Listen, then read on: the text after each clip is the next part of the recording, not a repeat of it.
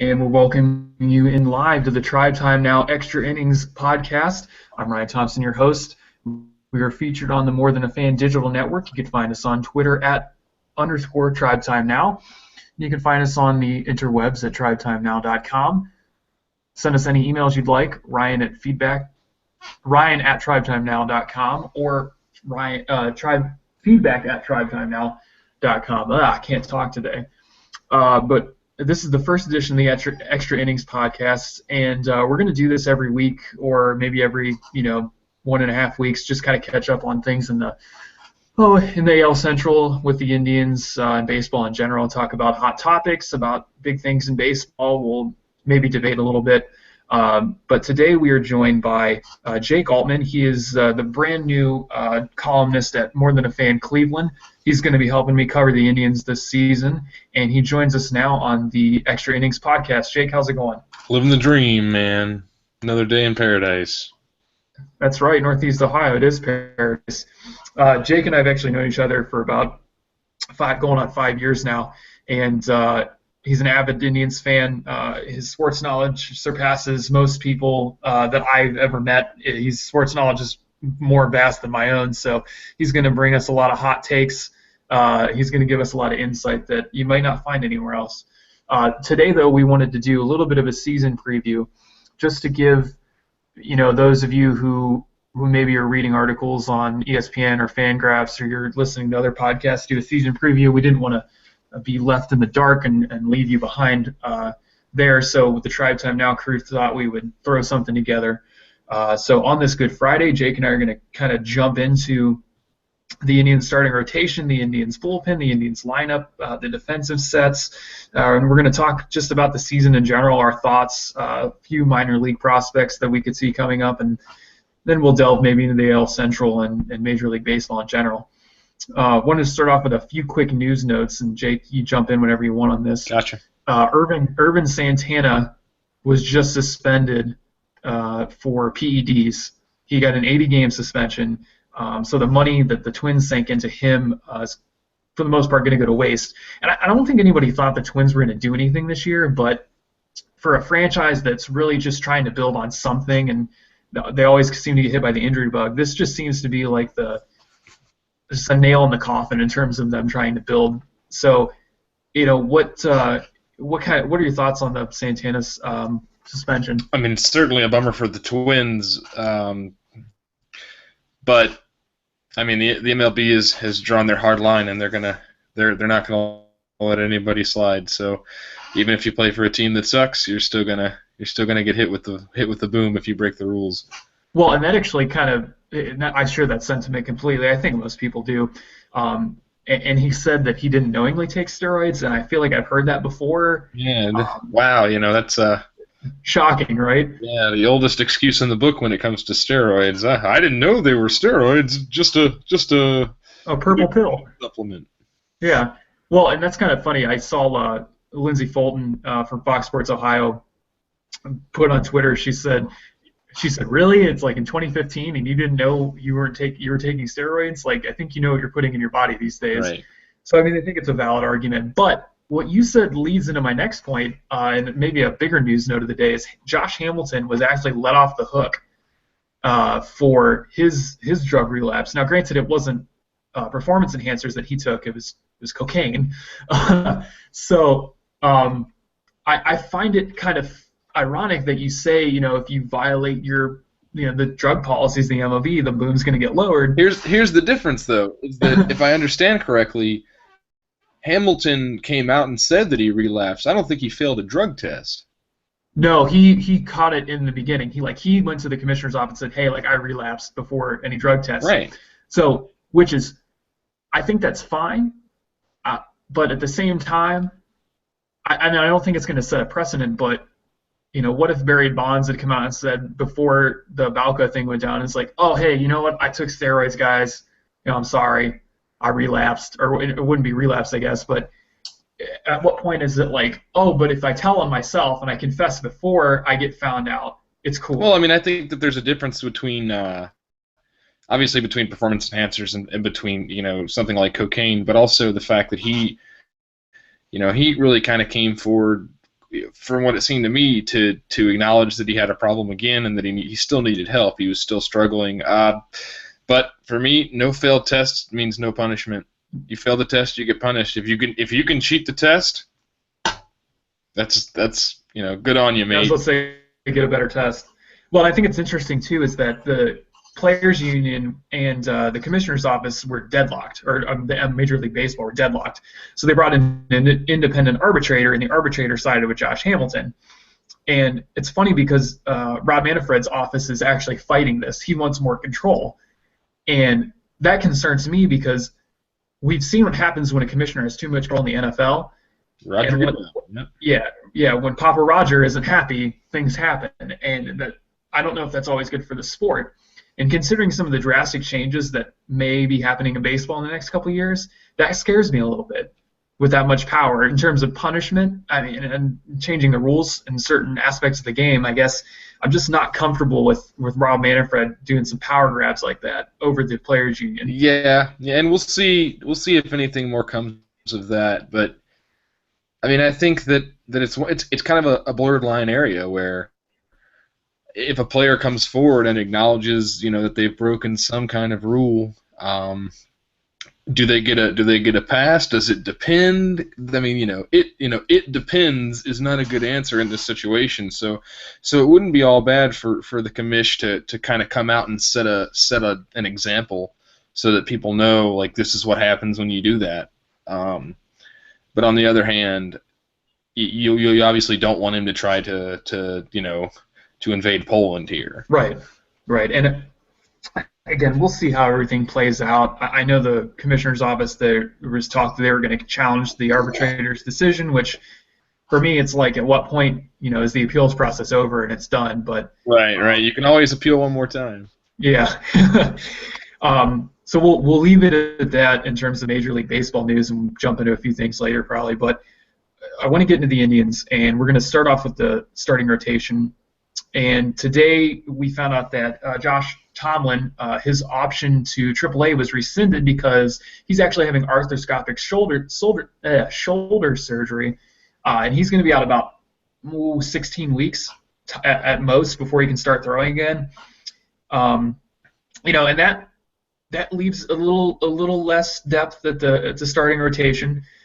So the rotation as it stands now in the order is Corey Kluber, Carlos Carrasco, Trevor Bauer, Zach McAllister, and TJ House. And Mike Brandyberry and Hayden Grove brought up a couple good points the other night on the Tribe Time Now roundtable, which you can download at tribetimenow.com, or you can just listen to at tribetimenow.com. The pitching depth is starting to concern me already, and we haven't even started the season yet. Here's an interesting number. Just right off the bat, looking at it, Corey Kluber won 18 games last year. None of these other pitchers have win-losses totals that reach 18. So they may have pitched 18 games, but they didn't have 18 decisions. And Corey Kluber had 18 wins. And, Kluber won the Cy Young, but I think you'd find a lot of people that didn't feel like Corey Kluber was that good last year. He didn't win 20 games. He didn't win 25 games. He won 18. And no one else even comes close to that number. So, I mean, it's certainly concerning. And last year, just talking a little bit about Kluber's, I feel like it was a down year in pitching in the AL last year with Darvish hurt and Verlander was hurt. Verlander's hurt. Is it Tanaka? Yeah, Tanaka was hurt. And Sale was hurt too for a good part of the season. So I think Corey Kluber won last year when a lot of the star horses were in their pens. I think if you have a strong Verlander, strong Sale, strong Darvish, with no injuries, I mean, I don't know if Kluber wins that. I think just by marginality, he gets a few more losses against those teams, and Felix Hernandez wins it. Not to take any away from Corey Kluber, he worked really hard, and he had a phenomenal season. But I think that's just the way that the Cy Young race is. Sure. But you bring up a good point, is that we have a proven, show dog in Corey Kluber that we can take out any day of the week, and he's going to I would say probably 90% of the time pitch a quality start and probably win the game. Right. But Trevor Bauer hasn't put it together yet until and hopefully this I season believe I Carrasco believe is it when I see it. With Trevor Bauer. I mean, he shows flashes. It's right. there, but how you Well, do it. and this spring's been indicative, I think, of Bauer putting it together. He's throwing for more strikes. He's leveraging the ball down in the zone. He's not walking as many batters. He seems to be holding it all together on the mound. You're not concerned by. I mean, I know the one he had that outing where he got roughed up by the Cubs. I think he got Oh, you know, three straight homers. right, and I think it's spring training, and Joe Koblitz over at Burning River Baseball brings it up. Like he's like, I don't pay attention to spring training stats at all, and three home runs, that's not good. But pitchers are trying out new pitches or working with pitches in the first couple weeks, um, so I'm not concerned about it. And I even asked Trevor one time when he was doing a live Twitter event during spring training, when are we going full tilt? Like when can we say like, okay, they're doing it 100% right now? He said this is the week. This last week of spring training is when you're going to see guys, throwing their two or three best pitches and moving it around the zone. So I think the first, hit that little 3 home run skid that he had against the Cubs is just that's spring training. That's greasing the wheels a little bit. So I think Trevor Bauer is the least of my concerns. Carrasco is probably next on that list in terms of least concerns, and the only reason I say that is because Terry Francona thinks he has the best stuff on the staff, but they have Corey Kluber. Well, I mean, he's always had some junk, and I mean, the issue with him going back a couple years was always that he couldn't keep the emotions in check. Where like he'd be dealing, and then he'd give up a home run to a power hitter, and then he'd kind of lose it, whether he just lost the edge and started throwing garbage, or he lost his mind and started throwing the ball at the next batter. He wasn't able to keep it together and keep the composure that you need to keep to be a major league pitcher. And I think, I mean, if I recall correctly, he did a stellar job coming out of the bullpen last year and the year before. And that go ahead. And that makes me feel a little better to see that he does maybe have he spent his time in AAA. He came through to come, he came through the bullpen, and now maybe he's grown up enough and cooled down enough to take the mound as a starter again. Well, and I think moving him to the bullpen humbled him a little bit. Sure. And Terry and Mickey Callaway probably sat him down and said, hey, look, you're not too much of use to us right now as a starter. You can't put together a quality start. We have a pretty strong bullpen, but we can't keep going to them for 7 innings every, 6-7 innings every time you're on the mound.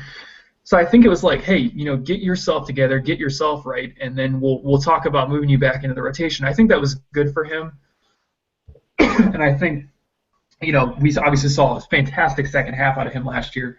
Oh yeah. And he comes into this season, I think, with a little maturity and a little bit more in terms of just being a good pitcher. From what we've heard, he's been leveraging his fastball down in the zone, which for Bauer and him, that was really never a problem. That was more of a Danny Salazar problem. But I feel like Carrasco, if he can keep his attitude in check, right, I think he'll be a good guy to have on the staff. He's not going to go out and win 18 games, and throw a 2.75 ERA. But I need 10 wins out of him, though. I mean, yeah, I think 10 wins is that's a baseline. If I can get 13, 14 wins, and then he keeps us in ball games in terms of letting the offense go out and win the game, right. I think that's important. But now I know Danny Salazar's not in that starting rotation, but I think we should just quickly hit on him. So Danny Salazar was optioned down to AAA, and I feel like his consistency is still a problem. His consistency, and I think you guys spoke about it the other day, is that there's this, or I read it, somewhere in the network with more than a fan, is that you just don't get the vibe that he's trying all that hard. Right. That he's a hard worker. I mean, you get this vibe that he's got all this talent, but he either doesn't want to, or he doesn't know how to go out and hone that talent and make himself the ace of the staff that he could be if he was really going out there and working hard. I mean, he's got skill-wise and junk-wise, he is far beyond what Corey Kluber will ever be. But if he doesn't want to work hard, or if he does, if he doesn't want to put the time in, or whatever it is, if he doesn't have his mind right, it's never gonna come together for him. There's plenty of guys who've got all the talent in the world who are never gonna really break free of that. He's a quadruple A ball player. He's too good for Triple A. He goes down to Triple A and lights it up, but then he comes up to the major leagues and he's in a different league and he doesn't know what he's doing, and he'll give you what I tend to refer to as the pitcher formerly known as Fausto Carmona kind of thing, where he'll give you 5 innings of quality baseball, and then he'll give up a single to the gap, and then he'll walk somebody, and then he'll walk around the mound, and then he'll give up a blast, and then all of a sudden, your 2-0 lead becomes 3-2, and it's the 6th inning, and everyone's already like, well, we lost this one. So with him, you just need him to show you down in AAA this time around, because I believe this is the 2nd time he's been optioned down there. This time around, you need him to show you that he's gonna do the work, because if he's not gonna do the work, then yeah, take him to the market and see what you can get for him. Well, yeah, and it becomes, at what point does he become more of a liability than something that you can invest in? And I mean, I brought it up, and I don't think it had much traction with the group because we had so much to talk about. But he's kind of like the Johnny Manziel of the Indians. I'm taking out the drinking, obviously. Like that's a whole other discussion. I don't know.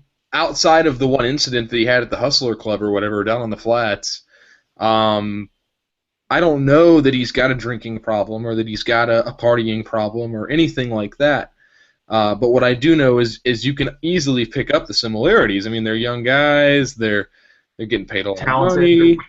Talented, right? And so they're maybe they just need a little more direction. They've kind of been set free from like the binds that held them. Johnny Manziel got set free from what I'm sure was a very oppressive program down at Texas A&M.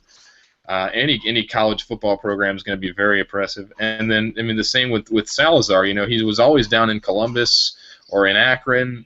Kind of just doing pitching. But now that he's up on the major league level, he lives in Cleveland. He's got time during the off season, and you start to get in trouble. And so you just like we said, you got to question whether his mind's right, whether right.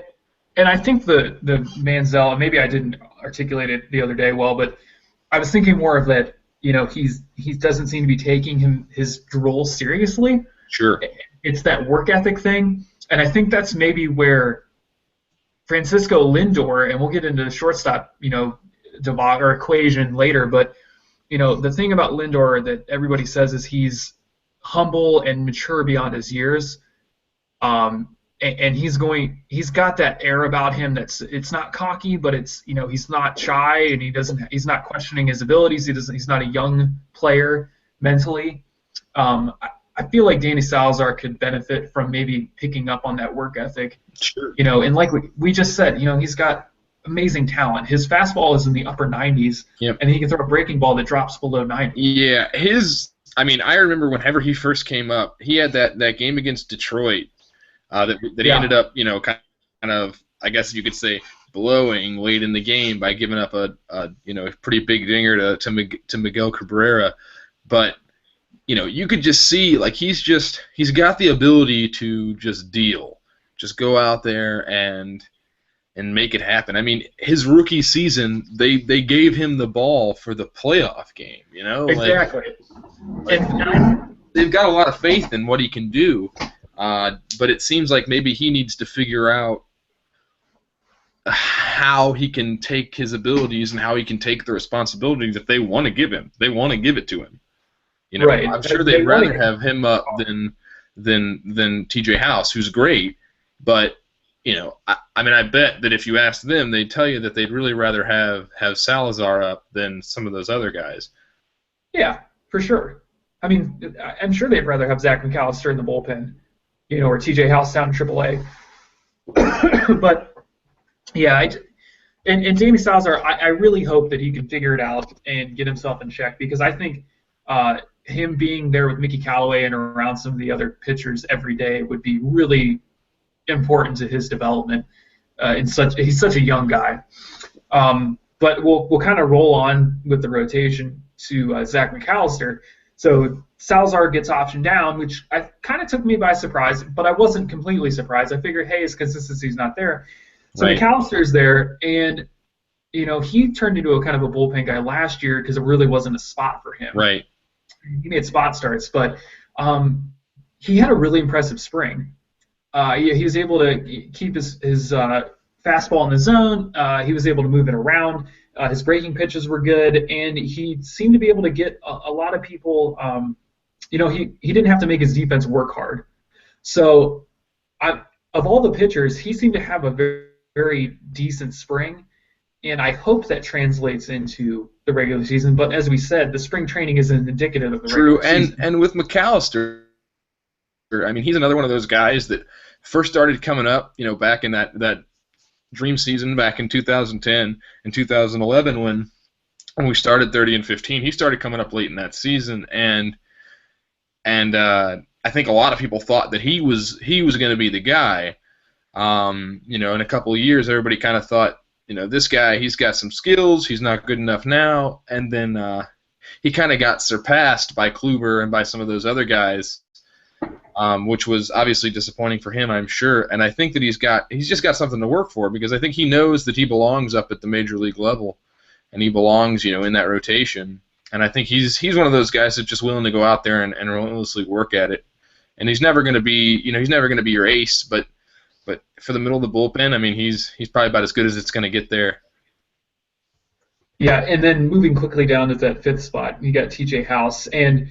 Mike Brandyberry and I. Slidell, I believe. He's from my hometown of Slidell, Louisiana. That's the second time I've talked about Slidell today, and I'll have to talk to you later about the first time I talked about Slidell today. But, so we're representing Louisiana on the Tribe Time Now Extra Innings podcast. But TJ House, Mike Brandyberry and I talked about this, would have been 3 podcasts ago on the Tribe Time Now podcast. We talked about how TJ House is the Brian Hoyer of the Indian starting rotation, sure such that he's a game manager. He's not going to go out. He's not going to overpower you with his fastball. No. He doesn't have a wicked breaking ball. He's not going to do anything on the mound that's like crazy, but he's efficient. To compare him to somebody before he had his collapse a couple years ago, I would compare him to Mitch Talbot. He's a guy who's going to go out there. He's going to give you 6 innings. He's going to keep the score low. He's gonna, he's not a strikeout guy. He's not really a ground ball guy either. But he's a guy who's gonna go out there and pitch for you on the 5th day. And he's gonna get a quality. He's probably gonna get a quality start. Yeah, you get 5-6 innings out of him. Yeah, for sure. Right, and I think that's what they need at the back end. Obviously, one of the strengths of this team is their bullpen. And with House in that starting rotation, you're gonna get 5 or 6 innings out of him every time he starts the game. So I've always liked TJ House. Yeah, I think with him, he's a guy that if he goes out and, if he goes out and lays an egg, or he goes out and has a bad game, he's the guy in the rotation, in the rotation that maybe you're willing to let, stay out there while he struggles. And he's not a guy who's going to complain about that. You let him stay out there on the 5th day. He's getting lit up for 6 runs in 3 innings, but you really need to give the bullpen a rest. You give the bullpen a rest and you let him figure it out. And you need a guy that's going to be willing to take on those numbers and to take on that kind of persona at the bottom of the bullpen, or at the bottom of the rotation anyway. He's somewhere in between, like, quality major league starter and very good major league long reliever, and I think that he can make himself a lot better this season. And I'm happy to see that he's up in the rotation. Let's see how he does. Right, and I think Corey Kluber is kind of like, obviously we don't need to talk about a ceiling per se for him because he's an ace. Sure. But Carrasco and Bauer both have really high ceilings that they haven't reached their potential yet. Yeah. Whereas McAllister's probably hit where he's going to be. Yeah, I mean, he found his niche. Right, and I think House is in the same manner. So, like, what happened with House last year, we can probably expect the same thing from him, and that's fine because he had a perfectly fine season. So I know people are really concerned about this pitching staff, especially with injuries to Tomlin with his arthroscopic surgery that's coming up, and then you've got Salazar who is optioned down. So I can see there's the concern with the pitching staff, but Gavin Floyd as well. Yeah, we uh, lost. right. And Gavin Floyd, I mean, that was more of a given. I think we knew that was going to happen. Two elbow surgeries in 2 years, and he's getting a little older. I didn't see him working out anyway. Yeah, I guess I hope to be able to maybe send him down to AAA and call him up for spot starts, or maybe put him in the bullpen. I was certainly disappointed whenever it turned out that he was kind of a bad egg with the injury bug. But And I don't know if that was due diligence on part of the front office. They're usually pretty spot on about what they do there. So I think sometimes just sometimes it doesn't work out. Yeah. Right. And the same thing could happen with Scott Kazmir a couple years ago. We could have been sitting like what happened to Gavin Floyd is exactly what could have happened to Scott Kazmir. We're seeing both ends of that, the extremes, both ends of that spectrum. So obviously Scotty comes back, he does great, pitches great. Personally, I thought Scott Kazmir maybe over Jimenez in that 2013 season. I would have liked to have seen Scott Kazmir get the start, but I believe he started the last game of the season against the Twins that year. So I was always against the Salazar start, but that's another story for another time. But we are this is the Tribe Time Now Extra Innings podcast, sponsored by the More Than a Fan Digital Network. You can catch the Tribe Time Now podcast on Thursdays, usually is when it's released. You can catch that at tribetime.now.com.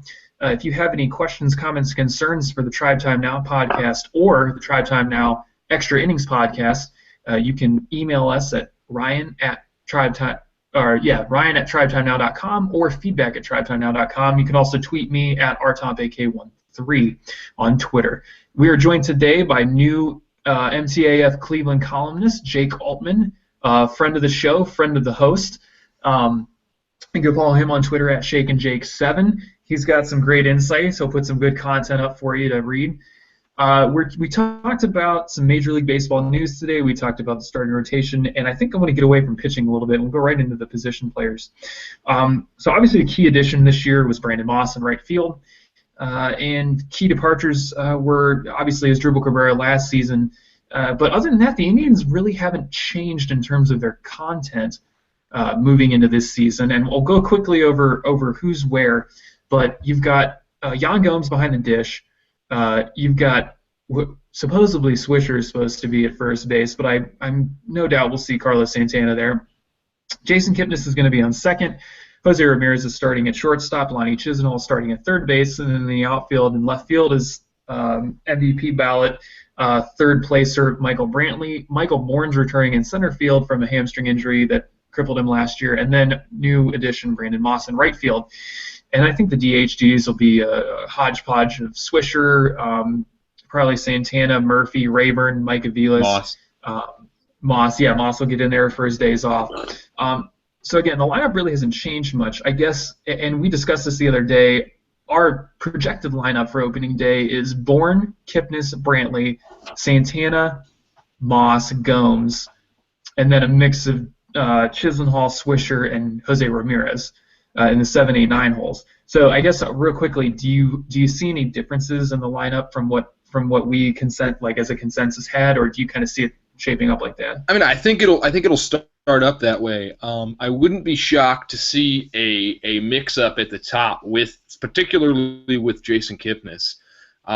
It's not that he's not going to hit well. It's not that I don't think he belongs at the top of the lineup. But if you remember, a couple years ago, the big drawback with the Indians was that they had such a lefty-heavy lineup that if they faced a left-handed pitcher, it was just a loss. Like, you could just chalk it down in the loss category. They were going to lose that game. And I think that in order to keep balance at the top of the lineup, you might see Kipnis switched out for, and I think I read the other day in the Akron Beacon Journal that you may see him switched out for Jose Ramirez, who's a switch hitter. And then you might see just a little shift down at the bottom of the lineup. And not only would that give you some balance at the top of the order, but it would also give you maybe a middle of the lineup spark plug for 6th, 7th inning whenever you need some runs, and you're looking at your kind of run-of-the-mill guys. But if you've got Jason Kipnis down there, it certainly can spark something for late in the game. At the same time, you do want Jason Kipnis to get that extra at bat or two at the end of a game. So him being at the top of the lineup wouldn't be all bad, but just the idea that you don't want to see it get too heavily left-handed at the top of the lineup again. May see some of that stuff change a bit. You may see just other small changes that involve just moving people around based on the side of the plate that they hit from. Right, and I think you bring up a valid point. I think Kipnis has a lot to prove this year. Obviously, I think last year some people are holding it against Kipnis, and we talked about this in the Tribe Time Now podcast early on, that this is kind of a make or break year for Kipnis. Sure it is. Which I don't know if I necessarily agree with that. I know that he's got a lot behind him in terms of people at AAA who are basically ready to come up, because we've got a logjam in the middle infield. I think that's obvious, but yeah. Kipnis was hurt last year, and his July from 2013 was on par with one of the best ever. But the problem is Kipnis can't maintain consistency, such as maybe a Carlos Santana. He's going to hit 260 all the time. He's going to walk. He's going to strike out. He's going to hit home runs. That's right. And about 26% of the time, he's going to get a hit. Which, I mean, that's consistent. You can look at his numbers all season. Kipnis, though, I mean, he'll be on a tear, and then he'll go into this stink where it's just you got nothing at all time. He's batting at Altman's 123, and which for you and me would be great. I mean, I'd love to hit 123 in the major leagues, but Jason Kipnis has got to hit 270 or 280. I need high twos from him. Yeah. Mendoza line isn't going to cut it for him. Just like his Dribble Cabrera wasn't hitting that well last year, and his Dribble Cabrera just fell apart over the last. I mean, he was one of the hallmarks of his game was his defensive game, and then all of a sudden that started to drop. He stopped hitting well. He started, and it wasn't even that he was inconsistently hitting. It just he wasn't hitting at all. Right. He might give you an occasional home run. But that would be totally random, and that would be at the expense of a couple of errors later in the game, probably. Right, and I think too, baseball is one of those games where you're playing both sides of the ball per se, and I think if you're having a bad game defensively, you're in your head, you get out of your groove offensively, and then that kind of just plays together and rolls into the snowball where I'm not hitting, and I'm thinking about that, and I'm making errors, and then you're going to hit, and you're like, man, I made a lot of errors today, and I think that. For a lot of players, that seems to happen. I know they say that they it happens, it's over, there's nothing I can do about it. I don't think that's the case, though. Right.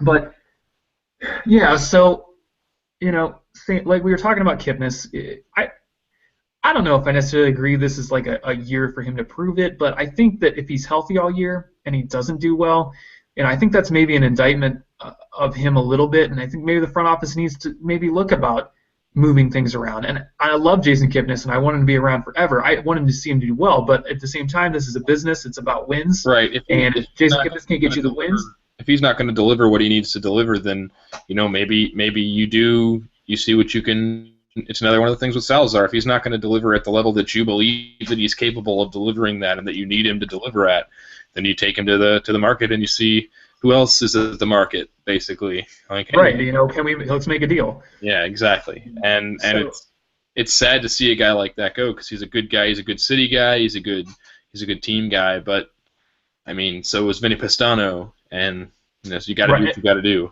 Right, and I think everybody misses Vinny Pastano. He was a great player to have on the team, and a good all-around person. But yeah, you're right. It is what it is. But moving over to the other side of the infield. I think that's where a lot of the questions are. That's a lot of where the questions were last year. So this year, we've got Jose Ramirez at shortstop, Lonnie Chisenhall at third. Last year coming into the season, it was Asdrubal Cabrera at shortstop and Carlos Santana at third, because we were trying the Carlos Santana experiment out. Granted, didn't work, but you know what? I had to try something because Chisenhall just didn't appear that he was ready to do it. So we come into this season, and Asdrubal Cabrera has been traded. Jose Ramirez has been getting a lot of the time at shortstop. And then Lonnie Chisenhall had a great first couple of months, 2-3 months, and then he kind of just went back to where he was normally at. And right, which makes sense. But I think more than anybody, Lonnie Chisenhall has to prove that he is the third baseman of the future. Sure. and I think that means that he has to maintain consistently above average numbers this year. But what I need out of Lonnie mostly is I can deal with Lonnie hitting 210 and giving me an occasional home run, maybe some RBIs, all that stuff. You're having a decent season at the plate, not blowing me away. What I need out of Lonnie Chisenhall is consistency in his fielding. Yeah. Yes. I mean, one of the things that was good for us, goes back to one of my favorite Indians, the masked crusader, Captain Jack Hanahan. He one of the things you count on with Hanahan was that he was never going to make an error at third base. And if we can get that out of Chisenhall, I need you to be defensively strong and hit the ball occasionally. And if we get that out of you, then you can stay there for now. I mean, obviously we want the Indians to win it all this year. Every year we want that. But if we're not going to win it all this year, we don't need to go crazy over the third baseman not hitting the ball as well as we want him to. Well, and you bring up a decent point with Lonnie Chisenhall is that you're right that I don't need to look at Lonnie Chisenhall and get these offensive numbers, but what I do need is for Lonnie Chisenhall to pick up his defense. A lot of the balls are going to be coming to the hot corner. That's why it's called that, and he needs to be able to field those well. So I feel like if there's enough errors at third base in the first couple of months, I mean, you got to start thinking about, the team. How many errors. How much is the defense going to cost in terms of wins? So yeah, Lonnie. I think the left side of the infield in general, we just need to look at defense. Are people playing up to position? Are they not making mistakes? I think a mistake every once in a while is fine, right. But when you're averaging an error a game, that can't happen. That just can't happen. Nope. And like 0.3 errors a game is something that I'm totally okay with. Right. And so with that, with the left side of the infield, if the good news is, like you said, we do have a bit of a log jam in the middle of the infield. So I mean, there are options for us if Jose Ramirez isn't getting it done, or if Lonnie Chisenhall's not getting it done. We've got Mike Avila sitting on the bench. You can plug him in just about anywhere on that field, and he's gonna do you good. And we've also we've got Lindor down in AAA. It's one of those things where we have to make the decision that's right for the team. If Jose Ramirez isn't getting it done, then maybe it is time to bring up Lindor. I know everybody wants to hold off. Everybody wants to make sure the time is right, but if he's killing it and Ramirez is not, I think I'd rather call up Lindor and have him struggle than watch a guy that we're not even really sold on and Jose Ramirez struggle. I think this is something that I've postulated a few times to other people, but if Jose Ramirez is doing pretty decent and Lonnie's just not, he can't put it together fielding wise, it wouldn't be the worst thing in the world to see Jose Ramirez move over into the third base spot and bring Lindor up in shortstop. Right. I think that's something that you can do. I know that third base and shortstop aren't the same position, but I think they're similar, other than the range that you have to cover. But I'd like to see where that goes if things don't work out like we want them to. But yeah, and I think Lindor we'll jump in on him for like a minute, but if they wait until the first part of June after the Super 2 deadline, they get an extra year of arbitration time on him, which I think from a business perspective is great. But if it comes to the point where after a month, May rolls around and Jose Ramirez is hitting 158 and he's defensively just not what he was last year, I think you just have to make the decision for the team and bring somebody in that can handle it. As the Dolans, you've kind of got to put aside the kind of cheap stigma and make the call. You got to use the hashtag. You got to use the hashtag if you're going to bring up Dolans and cheap in the same sentence. So for them or for Shapanetti, if they're gonna play cheap while the Indians struggle through April and May, then they're gonna reap what they sow at the end of the season when we lose 90 games or whatever. But if they're gonna make the best decision for the team, they've got to They've got to make the call whether it's gonna cost them a season before he's going to go to arbitration or what. I mean, sometimes it's about that. Sometimes it's not. With Chris Bryant and the Cubs, it's about that because the Cubs know they're not going to be very good, but this year. But if they were in a different situation, maybe they're willing to waste those 12 days or whatever it is and keep him up. It's got to be about baseball and business, but I'd really prefer it to be more about baseball in that particular instance. Right. So we moved our way around the horn. Haha, I made a pun. But Yan Gomes, I don't think we need to talk about Yan much. I mean, great defensive catcher, one of the best in the game. Obviously, he's a good hitter. So unless you have anything other than that to add to Yan, I think we'll move out to the outfield, and I've got two little points I wanted to make at the outfield and get your opinion. Mm-hmm. So Michael Bourn has probably been the most improved player in terms of like where he was last year and what we've seen so far in spring training. He's not. You look at his stat line; he's got a lot of hits, but there's not a lot of extra base hits, and I think that's just like a product of like, hey, it's spring training. I'm not going to kill myself getting doubles because doubles don't matter now. And I think for him, it's just he's making contact. He's playing the field well. He's got range. He's hitting the ball. So Michael Bourn coming into the regular season looking good, I think is super important, and it's going to be huge for the top of that lineup. I think just getting Kipnis somebody out on base in front of him and giving him the opportunity to get extra base hits and RBIs, I think is huge just for Kipnis and that whole top of the lineup. But I think also just having a healthy Michael Bourn or a 2012 Michael Bourn or what would appear to be that Michael Bourn, I think that's just huge for the Indians, and they need somebody like him to step up and really make that investment that they've made count. Oh, and I think you hit the nail on the head with wondering whether you're going to get healthy Michael Bourn. I mean, that's the $1 million question is, are we going to get Michael Bourn, because Michael Bourn's 32 years old. We're not going to get 25-year-old Michael Bourn back. That's gone. But if we can get him to play, last year he played 106 games. I mean, if we can get that or more out of him and have him, kind of return to being able to steal bases, being able to get doubles, then we'll get what we need out of him. We just need him on base and we need him on the field. Yeah, and I think that kind of encapsulates Michael Bourn. His range in the outfield is something that I'm going to pay extra special attention to, maybe more so than his what he's doing at the plate. But moving over into right field, it was kind of a rotating kind of hodgepodge of players last year. But we traded Joey Wendell, who was a minor league second baseman in the system, and that was the only person we traded for Brandon Moss. Which at the time I was like, wow, we got away with something from the A's. But when you look a little more about Joey Wendell, he's actually a pretty decent ball player, somebody that I thought could move his way up through the ranks real soon, maybe be the heir apparent to Kipnis.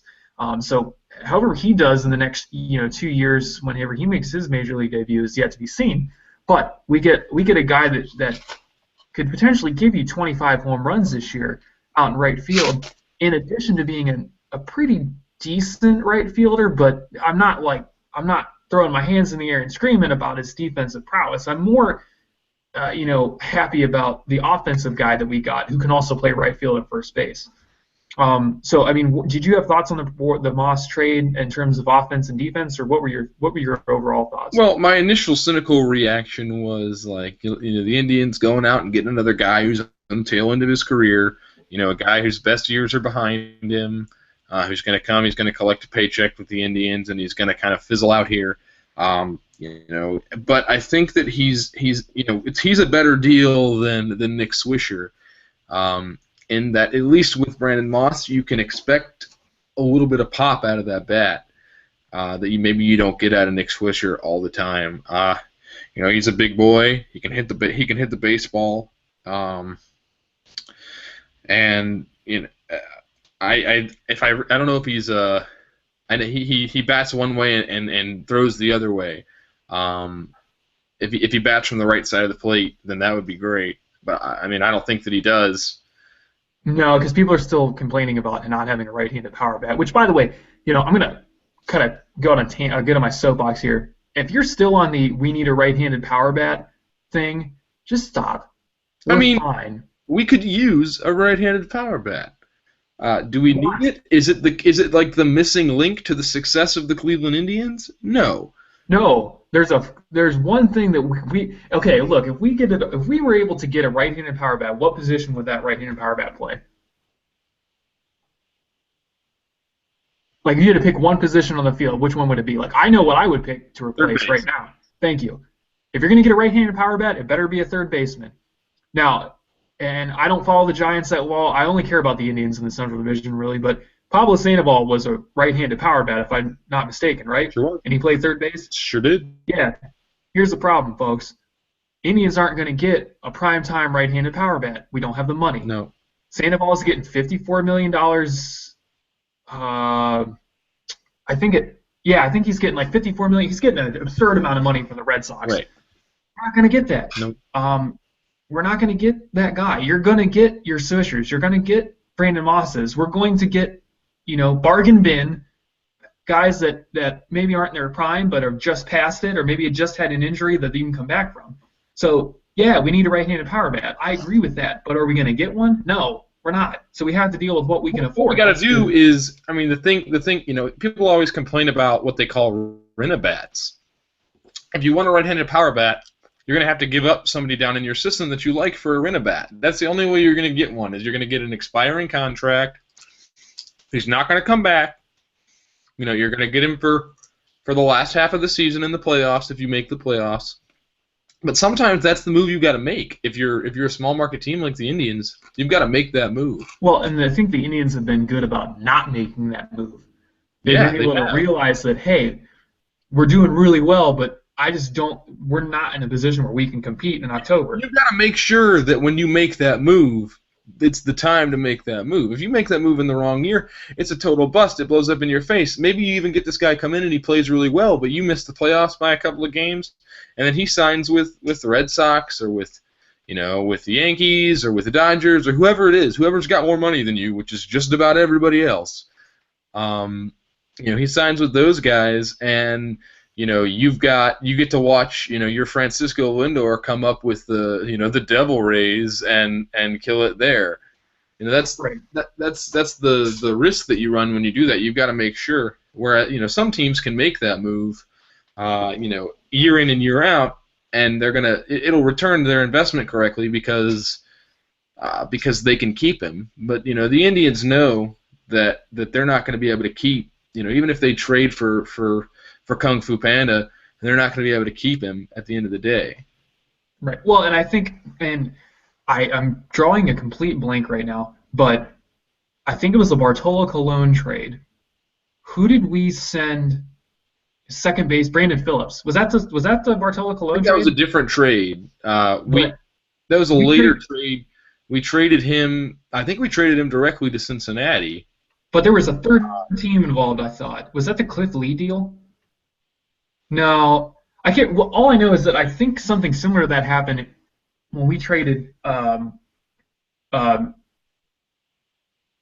totally drawing a blank on names right now. Brandon Phillips? Yeah, when we traded Brandon Phillips to Cincinnati, I feel like he was still a minor leaguer at the time. Well, he was a guy who had been up, but I believe that it was Eric Wedge had a problem with his attitude. He didn't think that he had a good attitude. Oh, okay. I think we had just got done dealing with some bonehead that was on the team that, basically Wedgie was just like, I'm not dealing with it again. You're done. I don't have time to deal with you. You could be a problem in the locker room.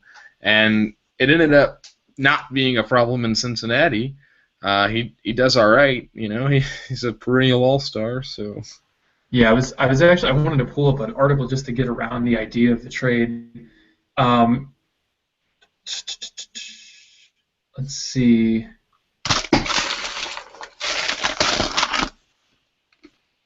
Okay, yeah. So yeah, never mind. I guess we didn't really get like a power bat per se. He was acquired in the Bartolo Colon trade by Shapiro. Right. And he was sent to Cincinnati for a player to be named later. Okay. Yeah. So I guess yeah, I might have been thinking of somebody else. Maybe I was thinking of like Casey Blake or something. I don't know. But yeah, I guess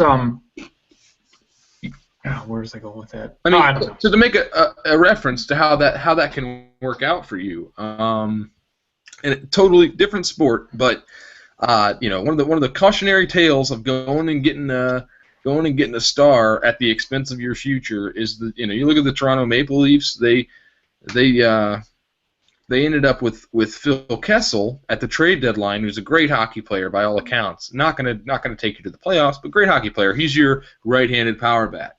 The problem was they traded their next 2 first-round picks to get him, and those 2 picks were like the second overall pick the one year and the 4th overall pick the next year. So you got to make sure that you're not going to mortgage your future to see your team not even make the playoffs, because that's frustrating. Right. Well, and I think the overall point too is the Indians are good about recognizing when it's time and when it's not time.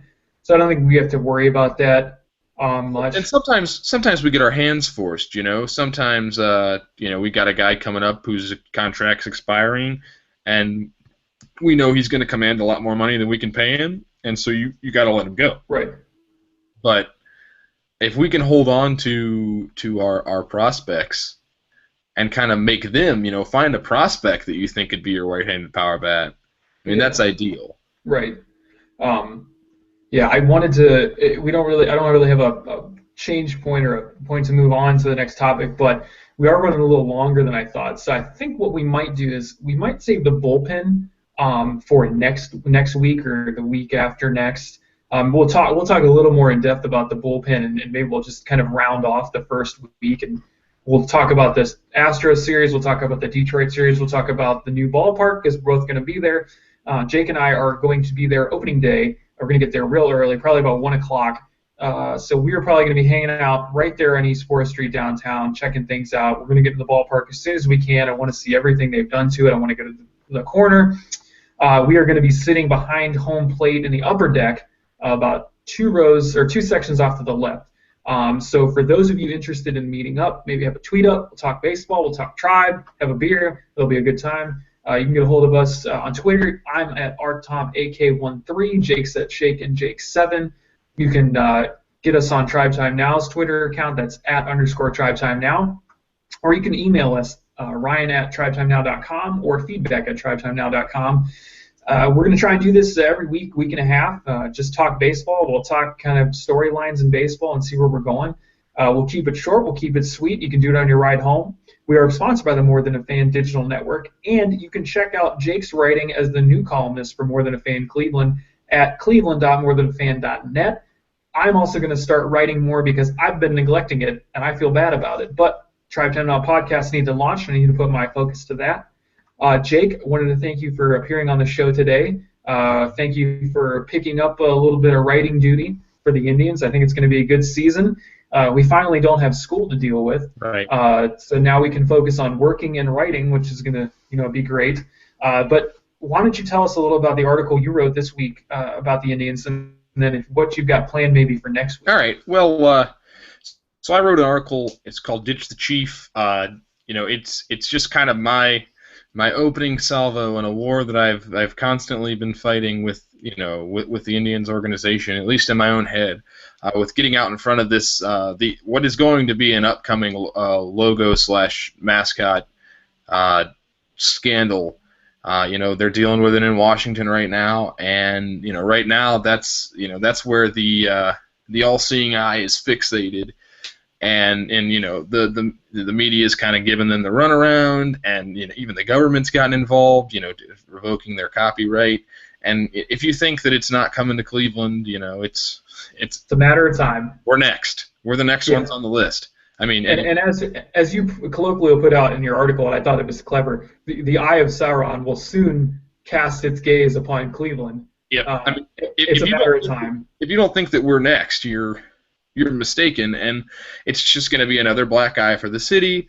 It's going to be another black eye for the organization, and I think that we should just kind of get out in front of it. The Major League Baseball really, more so than a lot of the other leagues, empowers us to change the stuff kind of when we want to. If you in the NFL you want to change your uniform, you got to use like 3 years of TV testing and media trials and and focus groups. But in baseball, you have the ability to kind of come out with a new jersey, a new hat whenever you're ready. Right. And the Indians have an arsenal of historical logos, like the one that I'm wearing on my hat, that they can go to. They can rebrand entirely, but I mean, I think the only way to kind of keep this at bay and to get out in front of it and make Cleveland look a little better for once would be to decide now on our own, without being pushed into it by the government or by the media, to change the name. And I will point out that about 2 days after I put my post on the internet, the Plain Dealer wrote an eerily similar post in their letters to the editor, or in their editorial page. So, I mean, I'm not the only one who thinks so. So hopefully maybe someone will read it and we'll get through to them this time. Well, and maybe you're moonlighting as the president of the editorial board at the Plain Dealer. Maybe that's what's really going on. If you were, I think I'd know about that. But I think what I'm going to do next week, I got to clear it with the bosses. But I wrote a piece for my own personal blog before I joined More Than a Fan a year ago about the reason to keep the chief.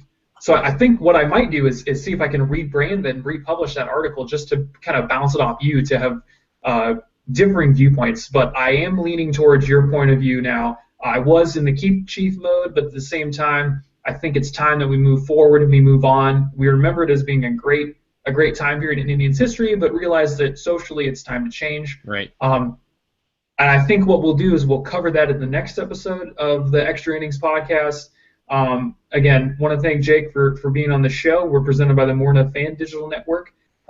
Folks, we've got 3 days until opening day, so get excited. We got the Astros 7:10 Eastern on STO WTAM 1100 104.5 WQKT. It's going to be great, and we'll bring you all the action when we can. This is the Tribe Time Now Extra Innings podcast. We'll see you later.